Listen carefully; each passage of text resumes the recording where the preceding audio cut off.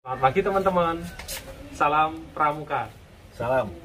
Nah, tadi kita sudah persiapan dulu, jadi sesuai dengan rencana kita hari ini, kita ada berbincang-bincang seru dengan, pasti sudah tidak asing ya, beliau. Nanti kita langsung ngobrol lebih dalam dengan beliau. Nah, sebelumnya saya mohon izin untuk melepas masker terlebih dahulu, biar kelihatan.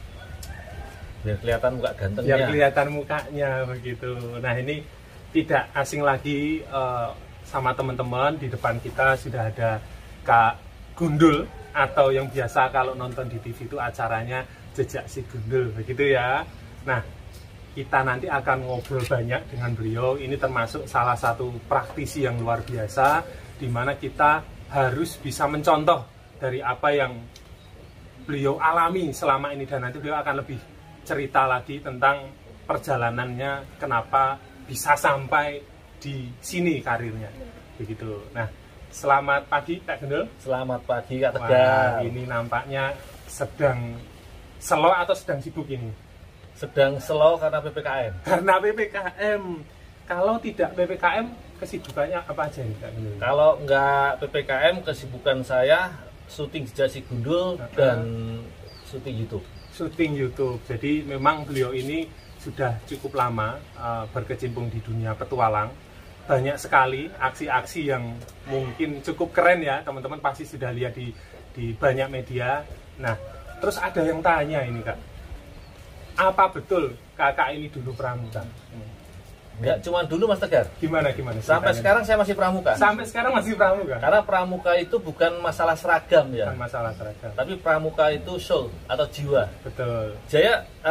Saya sampai saat ini saya masih berani mengatakan saya pramuka. Pramuka. Karena saya dididik dari pramuka dan saya jadi karena pramuka. Karena pramuka. Dan saat ini pun hidup saya menerapkan prinsip-prinsip pramuka. Prinsip-prinsip pramuka. Itu kira-kira tahun berapa itu dulu Kak Gundul pramuka? Kalau saya pramuka, saya dari SMP. Dari SMP. Di SD saya dulu di Lampung. Itu karena pramukanya nggak begitu maju ya. Iya. Saya nggak begitu ngikutin. Kemudian SMP saya pindah ke Jogja. Kemudian saya mulai aktif di pramuka. Mulai aktif di pramuka. Mulai ikut kegiatan-kegiatan dan baru sadar bahwa pramuka itu banyak sekali manfaatnya, bukan cuman bisa keplok-keplok dan nyanyi-nyanyi. Itu yang perlu kita ceritakan ke teman-teman Kak Gundul. Gitu. Jadi pramuka ini Mas Tegar banyak sekali kegiatannya dan banyak sekali manfaatnya. Sebagai contoh, mohon maaf ya, saya tidak merendahkan organisasi yang lain.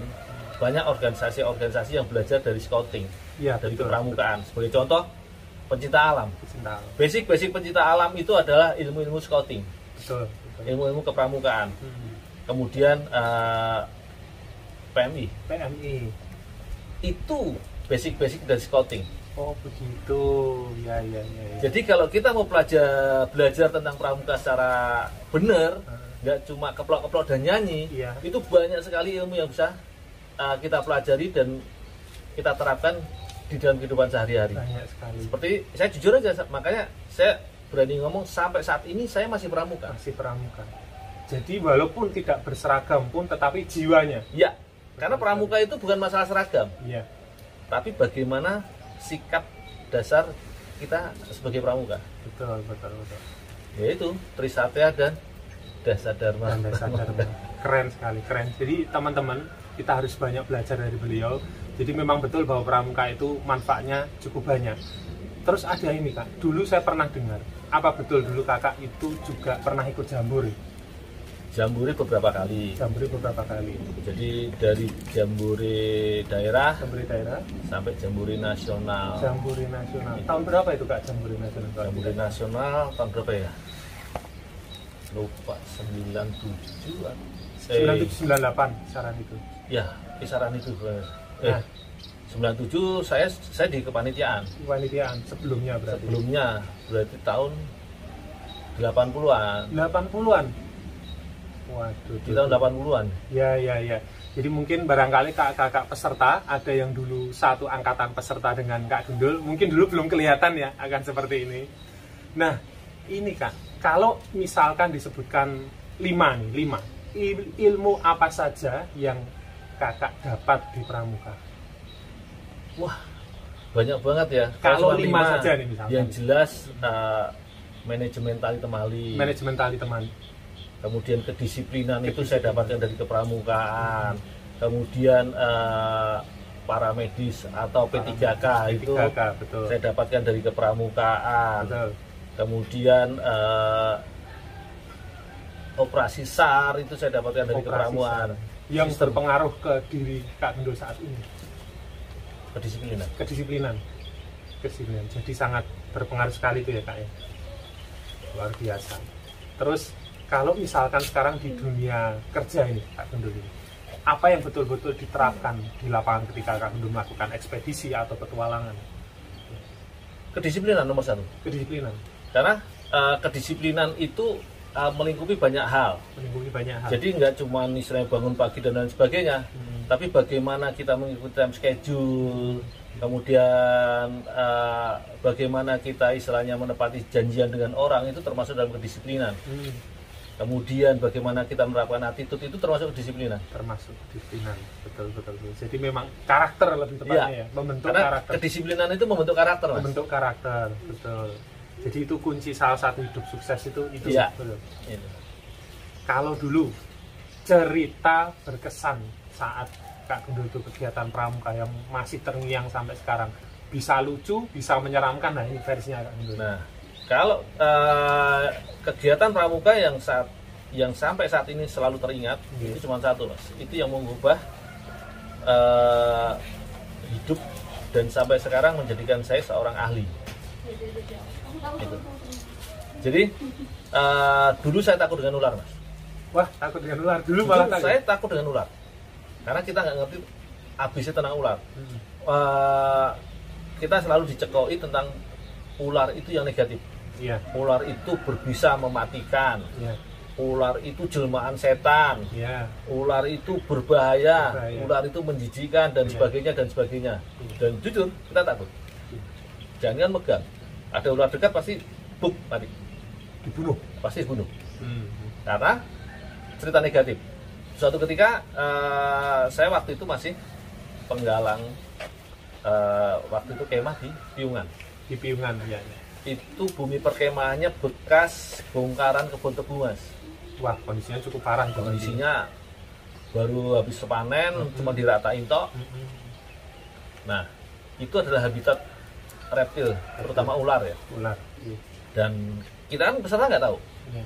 Saya waktu itu ketua regu. Nah, terus di jam makan siang itu saya habis dari kumpul ketua regu, briefing, balik ke tenda, tahu teman-teman anak buah regu saya itu ribut. Ternyata tenda kemasukan ular. Ular apa waktu itu, Kak? Waktu itu sebenarnya ular cuma ular kayu. Petiaskoros. Ular tidak berbisa. Cuman karena kita nggak tahu, semua takut. Termasuk saya takut. Ayo, semua udah pada pegang kayu. Ayo, masuk. Kita bunuh. Cuman sekedar ngomong tok. Dekat masuk ke dalam tenda, nggak ada yang berani. Pada lari semua. Cuman karena kita ini kemah, ya kita belum makan. Makanan di dalam. Mau tidak mau. Saya sebagai ketua regu, ya ketua yang regu yang baik, yang bertanggung jawab lah. Memberanikan diri. Dengan jaket tebal, pakai kaos tangan, masuk. Bongkar tenda satu demi satu. Hanya ada ular pojok, wah, pegang kepalanya udah pakai kaos tangan. Pertama kali seumur hidup. Ya, pertama kali megang ya. Terus mau kita bunuh, ada pembina lewat. Jangan dibunuh. Itu ular nggak apa-apa kok, lepasin aja. What? Ular nggak apa-apa. Di situ, tanda tanya nggak cuma 1, 2 ini. Ular kok nggak apa-apa? Banyak banget tanda tanya di otak saya. Ular kok nggak apa-apa? Ini tadi masuk tenda, Kak. Ini ular berbisa. Enggak, itu nggak berbisa. Dilepas aja. Oh iya, Kak. Udah sana dilepas dekat sungai. Lepas bareng-bareng. Nah, Pembinanya pergi, saya ke arah sungai. Cuma di otak ini penuh dengan tanda tanya. Ular nggak berbisa. Akhirnya ular nggak saya lepas. Saya masukin dalam kaos kaki, ikat toh. Bawa pulang. Terus tak masukin, tak simpan di tenda. Oke. Cuman saya nggak bilang ke teman-teman kan. Okay. Saya cari itu pembina. Kak, itu tadi ular apa kak? Kok ular nggak berbisa? Bukannya ular itu mematikan, ular itu berbisa. Enggak, itu adik, itu cuma ular kayu, nggak apa-apa. Ada ya kak, ular nggak apa-apa. Saya masih penggalang waktu itu kan, walaupun saya penggalang kelas 3 SMP waktu itu. Saya walaupun sudah terapi waktu itu. Kok ular nggak apa-apa? Saya masih penasaran kan. Terus kita kegiatan. Malam saya nggak lupa. Saya cari pembina tadi. Kak, itu tadi kok ular nggak apa-apa, gimana sih kak? Ternyata pembina itu pun nggak ngerti. Dia cuma dengar dan tahu bahwa itu ular kayu, ular jangan, ular nggak berbisa. Cuman dia mau jelasin secara detail dia nggak bisa. Akhirnya yaudah deh, besok minggu selesai kemah, ada senior saya, Pak Jamjuri, dia ngisi materi di dekat rumah di pesantren, ikut aja. Nah, akhirnya di hari Minggu saya beranikan diri dengan pembinanya, ketemu Pak almarhum Jamjuri, sekarang sudah meninggal beliau. Itu guru saya pertama ngajarin saya tentang ular. Dia dikenalkan, ini Mas Gundul, Mas Nipong, karena panggilan saya dulu Nipong. Jepang kan, karena potong selalu gundul lah. Badan saya dulu kecil. Wes benar-benar kecil, ganteng, gundul kayak Jepang lah. Khas waktu itu ya. Betul. Mota sipit, nulis. Terus saya dikenalin, Pak Jam, ini si Nipong pengen belajar ular. Yaudah, ikut aja nanti materi. Nah, disitulah mulai Mas Jamjuri ngisi materi di pesantren, jelasin tentang ular, bla bla bla bla bla. Nah, ini contoh ular yang tidak berbisa. Oke, Nipong sini. Sebagai contoh nih, akan digigitin. What? Digigitin ular? Yakin Pak, nggak apa-apa. Udah percaya, ini ular nggak berbisa. Akhirnya saya digigitin. Setelah digigitin, dia cuma berdarah tok. Tidak kerasa apa-apa. Lebih sakit disuntik katanya. Iya. Oh, ternyata memang nggak apa-apa. Dari situ makin penasaran kan. Akhirnya saya sering main tempat almarhum Pak Jamjuri, dan saya belajar, ngikut ngisi materi, dan akhirnya saya pelajari tentang ABC-nya ular, dan sampai sekarang saya bisa kerja di dunia entertain karena saya ahli ular Indonesia. Berawal dari itu. Ular. Oke, nanti kita bahas di waktu selanjutnya ya teman-teman, mengenai tentang ular itu. Nah, selanjutnya nih Kak, tadi ceritanya cukup lumayan panjang, dimana itu menjadi hal yang paling mengesankan untuk Kak Gundul. Terus kok dulu bisa sampai ke dunia entertain seperti sekarang, dari pramuka, dari ahli ular, kok sekarang bisa sering syuting? Itu gimana ceritanya? Nah, ceritanya gini nih. Jadi setelah saya belajar ular, saya mempelajari ular, pada zaman itu nggak seperti zaman sekarang. Dulu kita cari literatur tentang ular sangat-sangat sulit. Dan komputer pada zaman itu di tahun 90 awal, itu program baru DOS dan MS lah, belum secanggih sekarang. Jadi kita buka komputer itu, wah itu sudah satu hal yang wah banget. Jadi kita nggak bisa googling dan lain sebagainya, susah. Cari literatur tertulis juga minim banget. Akhirnya saya secara otodidak mempelajari ular, penelitian secara otodidak tentang ABC-nya ular, ya, dengan tes bite, tes gigitan dan lain sebagainya. Akhirnya saya juga menulis materi tentang ular dan mengisi di kepramukaan juga, mengisi di pencinta alam juga, mengisi di Satuan Brimob juga, bahkan di 403 juga kita ngisi bersama-sama almarhum Mas Jamjuri. Kemudian di tahun 2005 waktu itu, di tahun 2005 ada stasiun TV yang mau buat program waktu itu petualangan liar, yang dia bercerita tentang kerasnya alam liar. terutama reptil ular khususnya.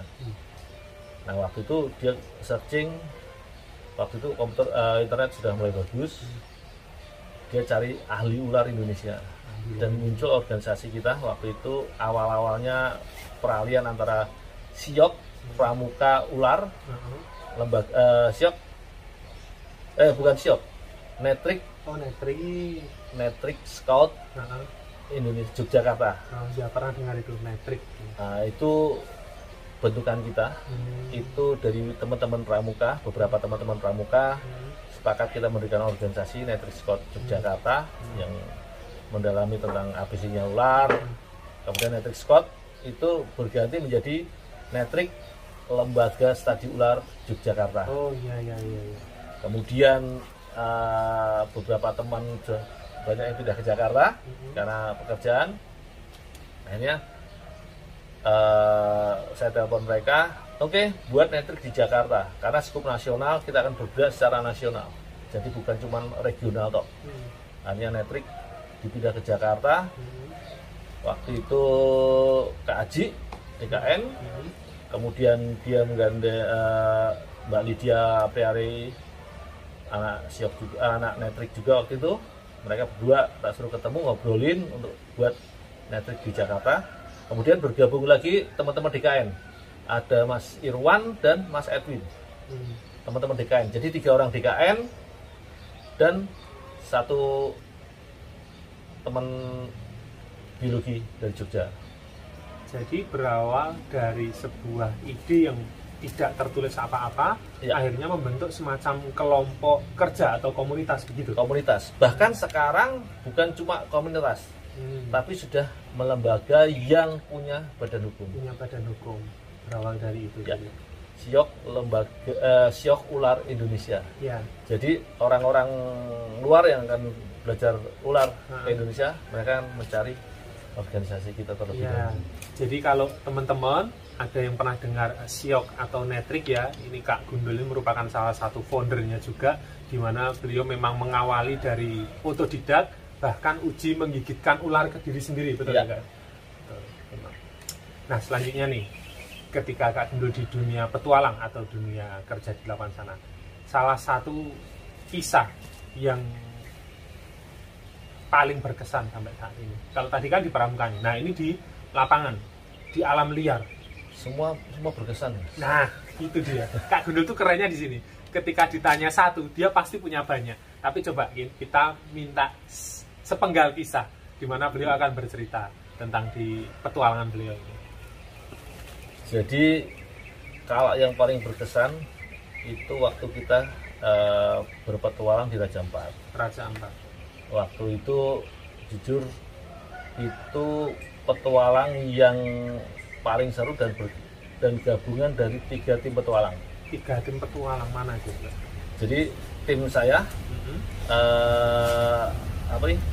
petualang liar, kemudian jejak petualang, dan petualang bahari. Waktu itu kita ekspedisi bareng ke Papua. Dibuka dari Raja Ampat dengan salah satu stasiun TV itu. Ya, dengan salah satu stasiun TV. Nah waktu itu ada sesi menyelam bareng, tiga host menyelam bareng. Waktu itu saya belum jadi host, jadi saya belum jadi pembawa acara. Saya hanya sebagai tim ahli ularnya. Tapi karena mereka melihat basic saya pramuka, saya diberi kepercayaan kawal mereka. Tapi gilanya mereka diving, saya ngawal mereka dengan snorkeling. Tanpa alat diving. Ikut nyelam juga. Jadi saya ngawasi mereka yang diving di bawah air pakai alat snorkeling. Oke. Bisa bayangin ya? Berarti harus menguasai betul teknik berenang dan menyelam, kan begitu? Iya. Nah, untung saya tetap bawa pelampung. Iya. Walaupun saya untuk snorkeling bisa, tapi untuk safety karena saya harus mengawasi 3 orang host cewek, saya tetap bawa pelampung. Berarti tidak semua kru TV dalam acara-acara petualang seperti itu mereka menguasai tentang seperti itu. Enggak. Tidak semua. Tidak semuanya. Jadi mereka-mereka yang punya license tok, mereka yang bisa turun. Yang punya lisensi. Dan saya nggak punya license sebenarnya. Tapi mereka yakin saya punya kemampuan. Iya. Karena mereka tahu saya orang pramuka. Orang pramuka. Oke. Akhirnya setelah saya amati, karena saya hanya membaca jejak mereka dari gelembung yang keluar dari scuba dive-nya. Oke. Kemudian, oh mereka di sana, saya kejar. Sampai satu ketika salah satu host, waktu itu host petualang liar, itu karena mereka tidak ngerti tentang karakter di bawah air, ada karang api. Jadi sejenis karang yang dia mampu menyerang. Ada seperti ada. Itu terumbu karang yang namanya karang api. Menyengat itu. Jadi kalau kita berenang di dekatnya, dia akan menembakkan seperti bulu-bulu, dan itu kalau dia terkena kulit, rasanya panas, gatel, wes semacam kayak ubur-ubur begitu kan? Ya, kayak ubur-ubur api. Iya, tapi iya. Itu terumbu karang. Terumbu karang. Nah, itu ada salah satu host yang dia tidak menggunakan peralatan diving standar. Jadi dia nggak pakai wetsuit. Nggak full. Jadi dia cuma pakai celana 3/4, pakai kaos biasa, dia nggak pakai dive suit harusnya. Begitu dia lewat, ditembak karang api. Dan saat itu langsung pingsan di bawah air. Pingsan di bawah air? Pingsan di bawah air. Gimana itu pingsan di bawah air itu? Nah, begitu saya ngelihat, kondisinya aneh. Karena yang lain berenang dengan tengkurap, misalnya diving dengan tengkurap, ini tahu-tahu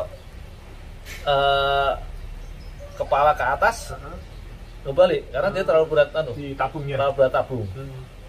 Ya dengan terpaksa saya harus berenang mendekat, terus melepas turun ke bawah. Melepas dulu. Lepas lambung dulu. Free dive. Dengan terpaksa free dive, walaupun saya sebenarnya mata tanpa pelindung. Berapa meter itu kedalaman itu kira-kira? Itu cuman sekitar 8 sampai 10 meter. 8-10 free dive. Iya. Tanpa kacamata renang ya.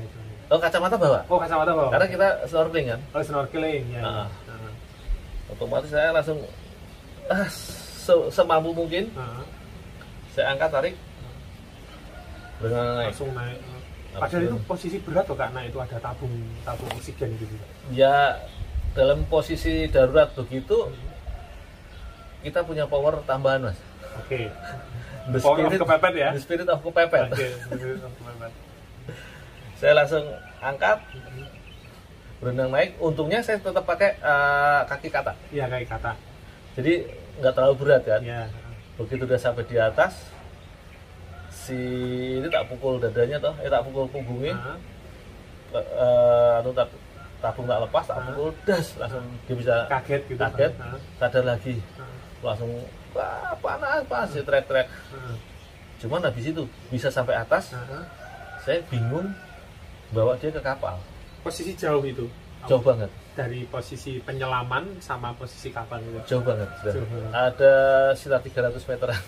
Terus teriak-teriak minta tolong atau manual berenang ke kapal itu? Teriak minta tolong, suaranya juga nggak kedengeran karena kebawa angin. Berarti salah satu kesalahan, seharusnya kapal mendekati berada di sekitar area. Karena waktu itu arusnya kencang banget. Oh, arus kencang. Jadi kapal itu kebawa arus. Ya. Jadi antara arus atas dan arus bawah itu seringkali berbeda kan. Di bawah tenang, di atas arusnya kencang banget. Nah itulah. Saya sudah harus bawa orang, bawa tabung, berenang. Itu kalau tidak dengan tekad yang keras, kemampuan yang memadai, bisa kelelep semua itu. Iya. Padahal jujur saya nggak bisa berenang, Mas. Serius? Serius, saya tidak bisa. Sampai detik ini? Sampai sekarang saya tidak bisa berenang. Jadi si Gundul ini tidak bisa berenang? Tidak bisa berenang.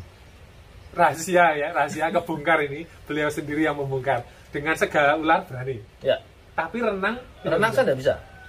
Dalam arti renang yang benar loh. Renang yang benar. Tapi saya nggak mau kalah sama anjing. Oh. Iya. Anjing dilempar ke air aja dia ke tepi. Iya. Dan itu pun saya. Jadi dengan kondisi seperti itu, Kak Gundul ini bisa berenang, tetapi bukan dengan gaya resmi istilahnya. Ya, istilahnya asal. Bagaimana menghemat tenaga, bagaimana ngatur nafas nggak bisa.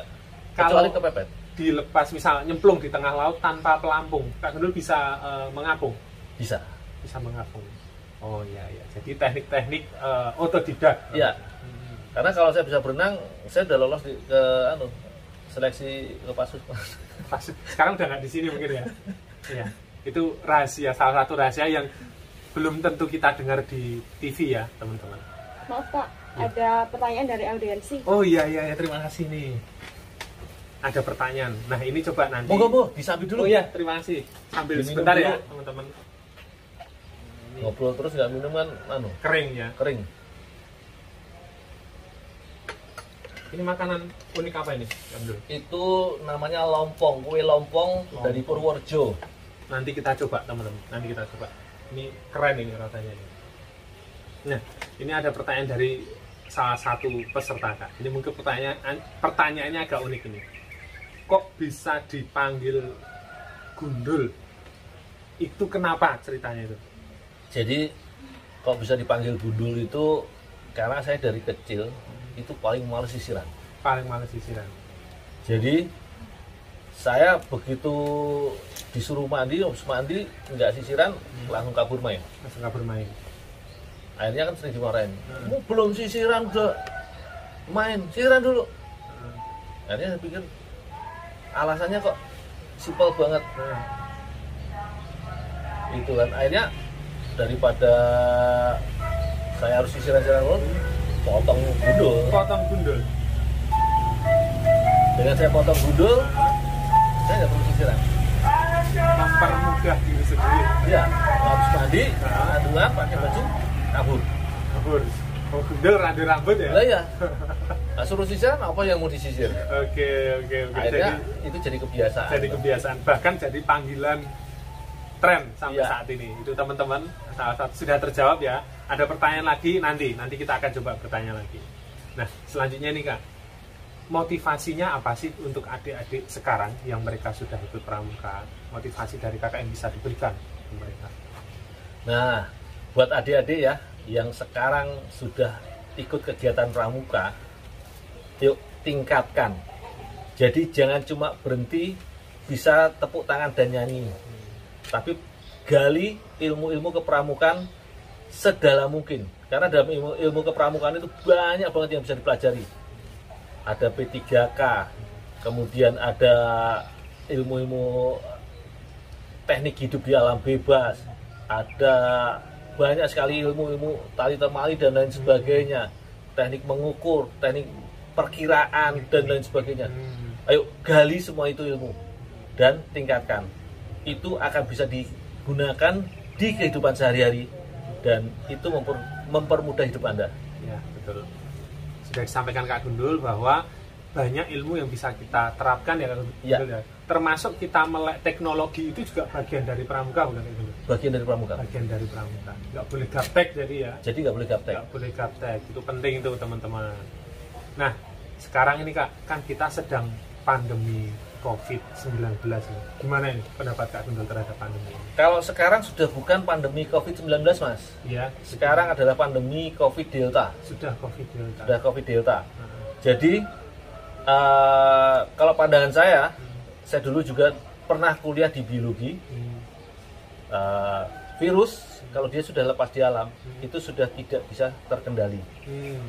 Jadi yang harus kita lakukan adalah menjaga imunitas tubuh, karena pada akhirnya adalah herd immunity.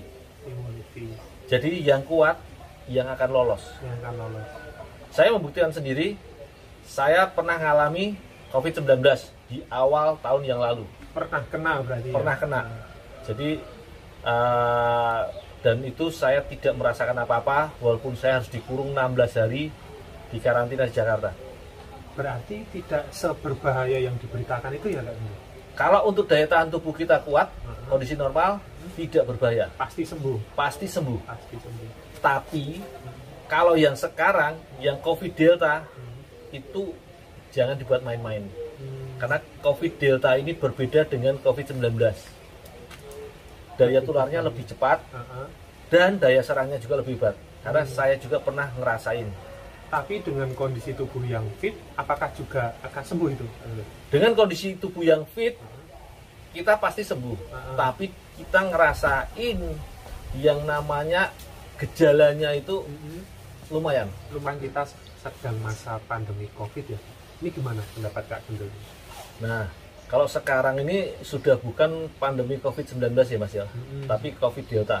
Karena antara COVID-19 dan Delta itu berbeda jauh. Berbeda jauh. Karena saya sudah ngalami semua. Sudah ngalami semua? Sudah ngalami semua. Jadi di awal tahun yang lalu saya sempat terpapar 19 dan dinyatakan positif. Kemudian saya di karantina 16 hari waktu itu di Jakarta. Dan saya tidak merasakan apapun. Ya. Pusing enggak, bingung juga enggak, bau ya orang kentut dia bau. Jadi makanan bisa, dia enak enggak enak ya. Bisa disimpulkan itu OTG begitu. OTG. Kemudian setelah 16 hari saya pulang ke Jogja. Baru berapa sebulan yang lalu saya juga mengalami Delta. Loh, jadi setelah kena COVID itu bisa kena COVID lagi? Oh, bisa Mas. Bisa. Jadi walaupun sudah vaksin sekalipun jangan berarti bebas COVID. Vaksin itu untuk mempertinggi daya tahan tubuh. Mempertinggi daya tahan. Jadi kalau kita sudah terkena virus bukan berarti kita bebas virus ya. Seperti halnya kita influenza. Oh iya. Pada saat kondisi kita drop, kita flu. Kondisi kita bagus, flu lenyap. Demikian juga dengan COVID. Pada saat kita ngedrop, kita bisa terpapar, dan pada saat kondisi kita prima, virus lewat. Oh begitu, tetapi pasti sembuh ya itu? Kalau kondisi kita normal, pasti sembuh. Pasti sembuh. Tapi kalau kondisi kita komorbid, ada penyakit bawaan, itu yang paling bahaya. Paling berbahaya. Ya. Nah, ada lagi Mas ini untuk Delta. Oh iya, gimana? Delta ini dia punya kelebihan yang luar biasa karena Delta dia tidak bersarang di saluran nafas. Iya. Bukan cuma di hidung atau di faring, tapi dia bersarang di paru-paru. Langsung ke paru-paru. Langsung ke paru-paru. Tetapi itu apakah juga bisa sembuh juga Kak itu Delta? Itu bisa sembuh. Kemungkinan sembuh. Pasti sembuh. Pasti sembuh ya. Pasti sembuh. Asal dengan catatan. Asal daya tahan tubuh kita bagus. Nah. Dan vitamin D3 dalam darah di atas 40. Nah, ini Kak yang perlu disampaikan ke teman-teman ini kira-kira. Bagaimana cara menjaga daya tahan tubuh kita? Untuk menjaga daya tahan tubuh kita supaya bagus dan kita terbebas dari COVID atau virus-virus yang lain atau penyakit yang lain adalah makan yang bernutrisi. Makan bernutrisi. Kalau zaman dulu 4 sehat 5 sempurna. 4 sehat 5 sempurna. Kalau zaman dulu, kalau zaman sekarang makan yang bergizi. Makan yang pokoknya full nutrisi, terutama protein. Terutama protein. Ya. Dan jangan lupa berjemur. Karena penting berjemur itu ya. Sangat penting. Sangat penting. Karena ternyata vitamin D yang terbagus itu bukan dari matahari, Mas. Iya. Tapi dari bentukan tubuh kita. Provitamin D. Ya. Tapi itu dipicu oleh sinar matahari dari ultraviolet yang dipancarkan matahari. Begitu. Nah, pemicunya itu paling bagus. Itu di jam 11 sampai jam 2. Loh, malah siang? Malah siang. Pernah baca media itu ada yang pagi sampai menjelang siang. Ini dari siang sampai siang. Justru dari siang sampai siang. Jam 11 sampai jam 2 itu optimalnya. Oh, di terik-teriknya itu. Di terik-teriknya itu. Oh, begitu. Itu dia yang akan mengubah provitamin D di bawah kulit kita itu menjadi vitamin D3 yang akan melawan sel-sel kanker, melawan virus, bakteri dan penyakit yang lain. Penyakit yang lain. Jadi kalau D3 dalam darah kita itu di atas 40, virus lewat. Virus lewat. Kanker, sel kanker lewat. Di atasnya lagi? Kalau di atasnya lagi bagus lagi. Lebih bagus lagi ya. Vitamin D kuncinya salah satunya. D3 dalam darah. Berjemur itu tadi. Jadi jangan takut hitam. Jangan takut hitam. Makanya kenapa? Petani-petani kita pernah dengar mereka kena COVID? Hampir jarang, hampir tidak ada beritanya. Karena vitamin D dalam darah mereka lebih cukup tinggi. Dia dari pagi bukannya nggak bisa mengubah, bisa, tapi minim. Lebih bagus di siang. Di siang sampai jam 2 itu. Jadi ketika adik-adik pramuka itu berkegiatan di lapangan siang-siang mereka di bawah terik matahari itu bagus untuk kesehatan. Sangat bagus. Jadi kalau kita kegiatan di lapangan pramuka adik-adik itu di bawah terik matahari itu bagus ya Kak? Sangat bagus. Sangat bagus. Jadi pada saat kita berkegiatan di lapangan, pada saat kita terbakar matahari, disitulah provitamin D di bawah kulit itu dirubah menjadi D3 yang terserap darah. Oh begitu ya, jadi penting sekali sinar matahari untuk kesehatan. Sangat penting. Sangat penting. Betul. Jadi kita jangan terlalu takut dengan COVID yang sekarang ada ini. Ya, kita nggak perlu takut, apalagi berpikiran bahwa COVID itu menakutkan. COVID banyak membunuh, iya.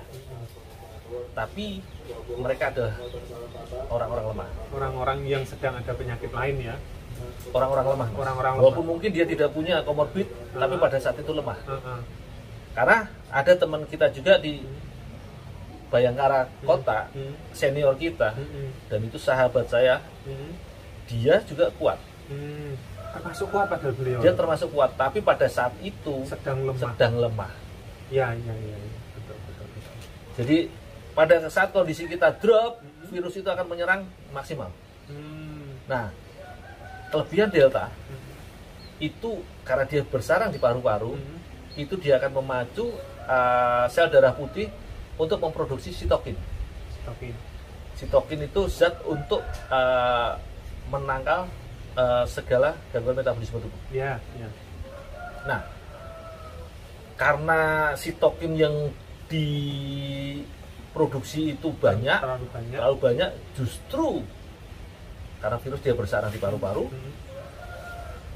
akhirnya virusnya terlalu banyak di bukan virusnya, sitokinnya yang diproduksi terlalu banyak, akhirnya mengakibatkan badai di paru-paru sendiri. Semacam sesak nafas itu? Lebih dari sesak nafas. Dia menghantam paru-paru dan menyumbat paru-paru.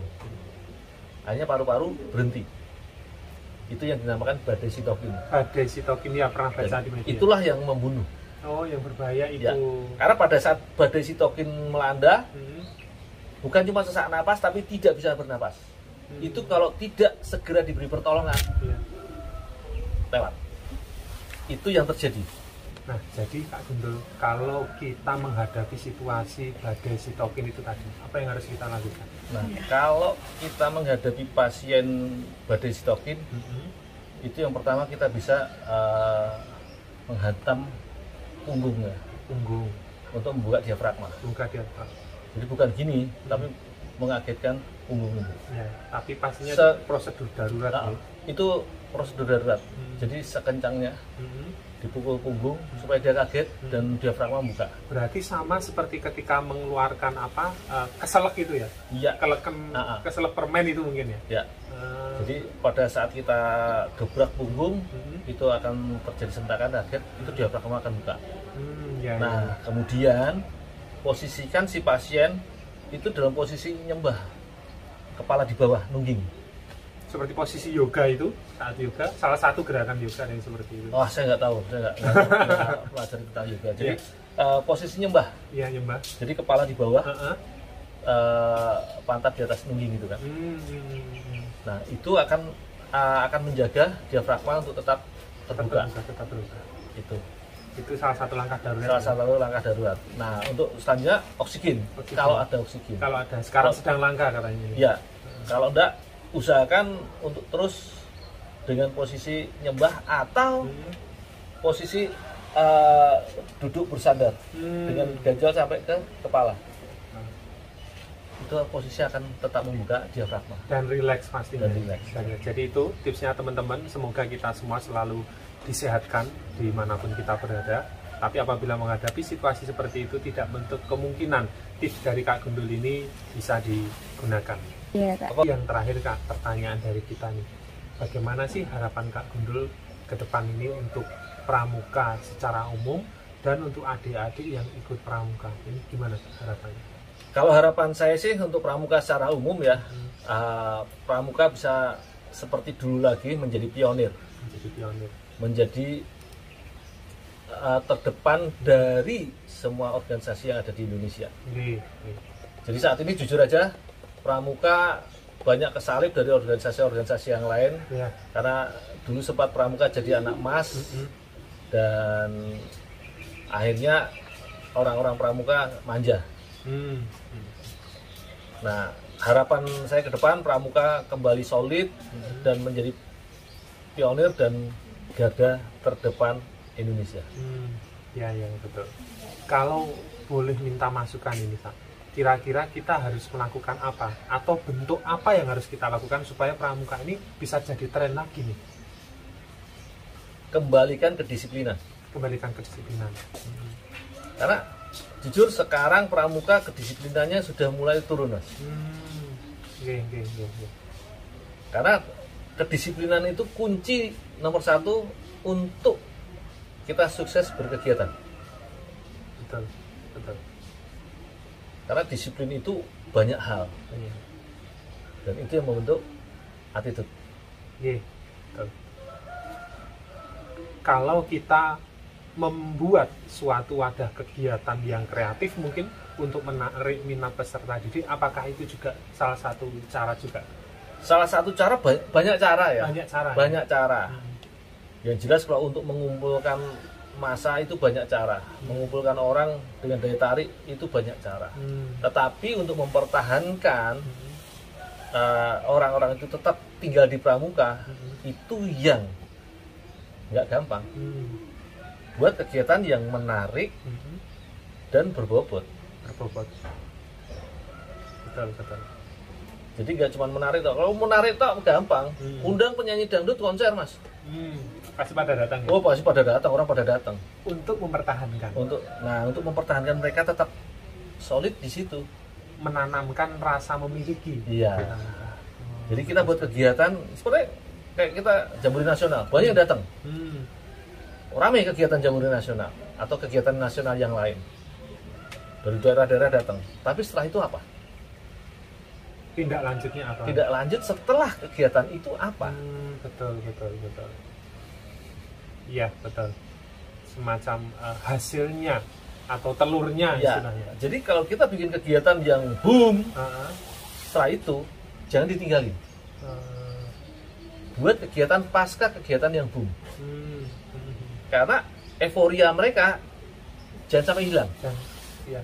Karena pada saat kegiatan nasional, wah, mereka menggebu-gebu kan, euforia mereka, wow. Tapi begitu selesai, nggak ada kegiatan lagi.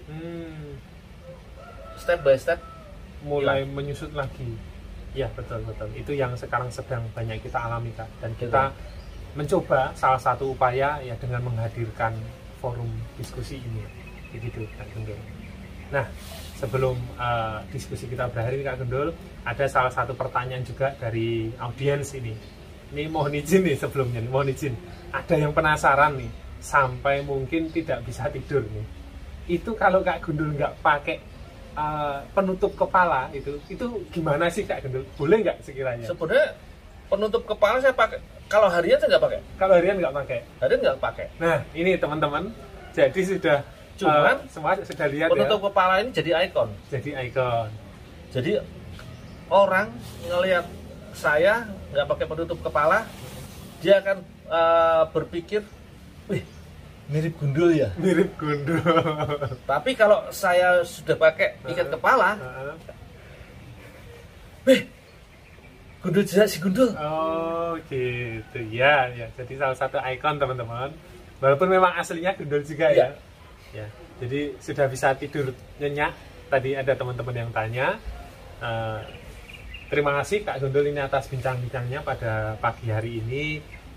Keren, sangat bermanfaat. Saya kira kalau kita lanjutkan mungkin tidak akan cukup 1 hari waktunya. Ya, kalau ngobrol dengan saya butuh waktu panjang, Mas. Butuh waktu panjang. Karena kalian punya pertanyaan apapun, insya Allah saya bisa jawab semuanya.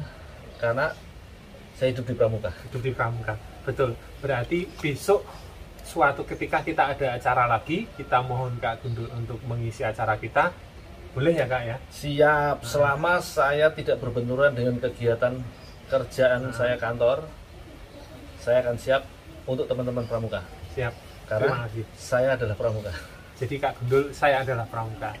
Jadi begitu teman-teman, bincang-bincang kita dengan Kak Gundul. keren sekali, banyak motivasi yang bisa kita ambil. Terima kasih Kak Gundul untuk waktunya. Sama-sama. Dengan saya Anugrah Esa Tegarjiwa Arafat, untuk saya kembalikan ke moderator. Terima kasih. Assalamualaikum warahmatullahi wabarakatuh. Salam.